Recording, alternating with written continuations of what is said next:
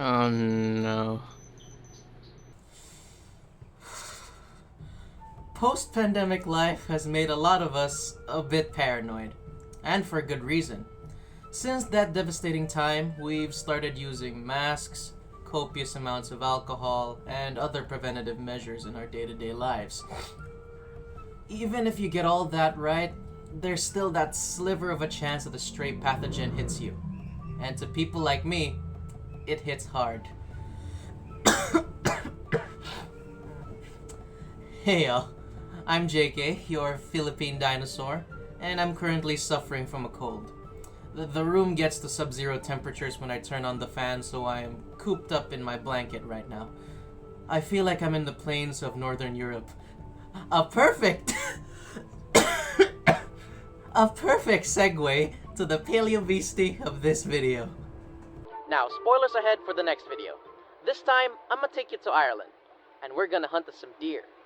Ireland, deer, y'all already know. It's Megaloceros giganteus. In English, the giant-horned giant. Redundant, but okay. Let's just call this animal the Irish Elk, as we often do. If you guys look at the channel banner or the background photo of DeviantArt, the Irish elk is actually my favorite extinct species among the mammals. And in this video, I'm gonna explain why. It's high time I return to this channel and put a lot more effort into it. And what better way to continue than with a giant deer? Now, sit back, relax, and enjoy the video. I'm just gonna be here.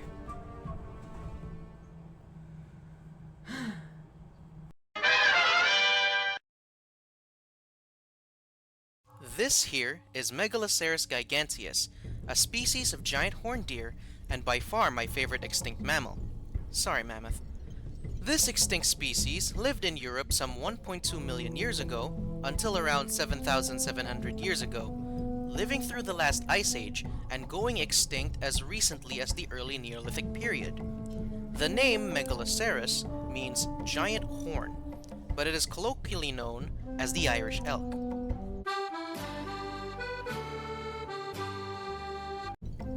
The earliest known description of Megaloceros was way back in 1695, 2 years before the end of the 9 Years' War, by Irish physician Thomas Molyneux.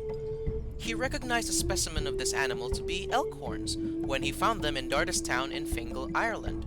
Apparently, the locals find the antlers in abundance, suggesting that this animal, at a time, had a widespread distribution. The holotype specimen was documented by German naturalist Johann Friedrich Blumenbach in his, I'm not even gonna try to pronounce that one, Handbook of Natural History, naming it Alce gigante, Alce meaning elk.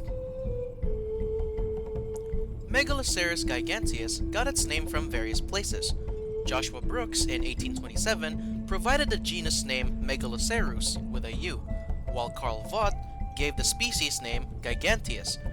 Both names were used together by George I can't say it.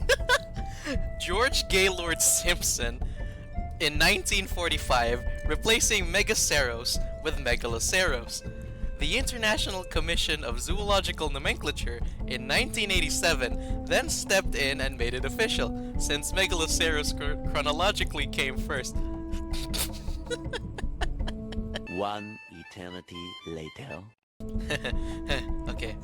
I need to calm down. Some brief taxonomy. The Irish elk is not actually an elk. Bummer.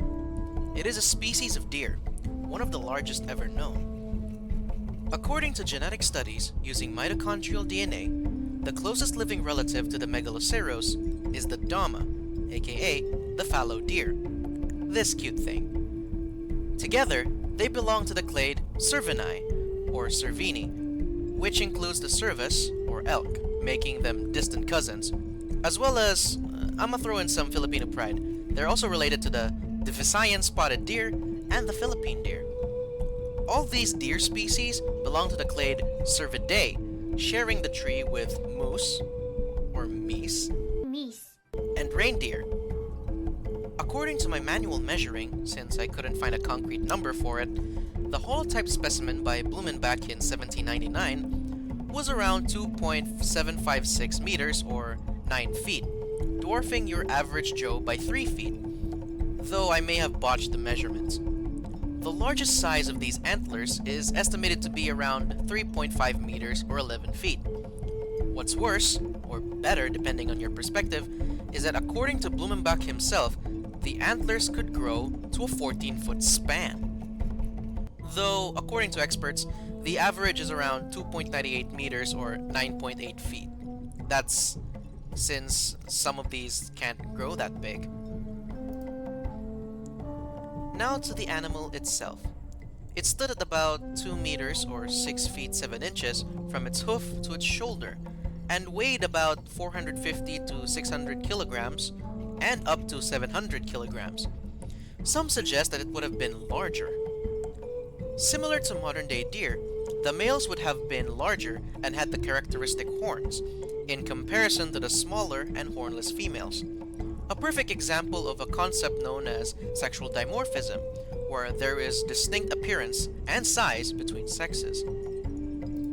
It lived in sparsely forested areas, populated by pines that were farther apart from each other, like a combination of woods and plains. Megaloceros don't seem to favor the northern plains, where mammoths frequent. Though if I were a deer with large antlers, I too would steer clear from the mammoth herds, especially if there's a bull male nearby. The area where Megaloceros giganteus lived was vast, stretching from the west coast of the British Isles to the northern areas of the Mediterranean, all the way to western Russia. Its diet was probably a mixed bag of bushes, grasses, flowers, and ferns, with the males having a high affinity for calcium-rich willows near bodies of water. If you have horns that big, you need a lot of calcium. Speaking of horns, why? Why so big? Simple. Sexual selection. This is a concept proposed by Charles Darwin during his publication of The Descent of Man, when a particular sex chooses their mates based on physical traits. The brighter your feathers are, the more chances of you scoring a partner to pass your genes to. This is common among peacocks, where females choose males with the best-looking displays. In this case, Megaloceros does choose mates based on the size and appearance of buckhorns. Now you may notice something on my art there, a hump. If you look at the skeleton of this species, they look identical to the fallow deer skeletons, save for the horns of course. But how do we know that they had humps? Take a look at these cave paintings from the Cognac Cave, painted during the Upper Paleolithic some 14,000 years ago, and from the Chauvet Cave some 36,000 years ago.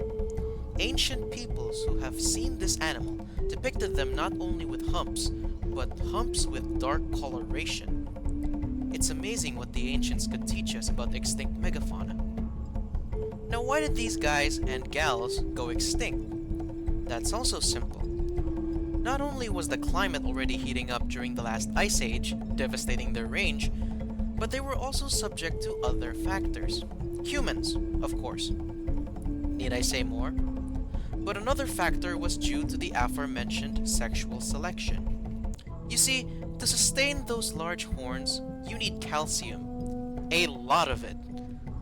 With the destruction of their habitats and females continuing to select for larger horns, the Megaloceros species was put into a corner that it could not get out of.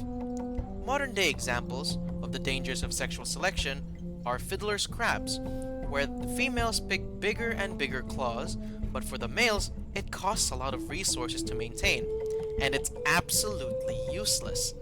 They actually eat with their small claws. Then there's the peacocks again. Their feathers look pretty, but once they deploy them, they are vulnerable to tiger attacks from behind. All hail Peacock. the tiger. Tiger! Tiger! Tiger! I did not a tiger! tiger! But even then, if you see this in person, I will just stand in the corner and pray for your soul. Okay. I can do this. Attempt number 7. Now, I drew Megaloceros before, way back during an Inktober event in 2020. I used that as a basis for this art since it was probably the best one I made. But I did a few modifications, most notably that hump.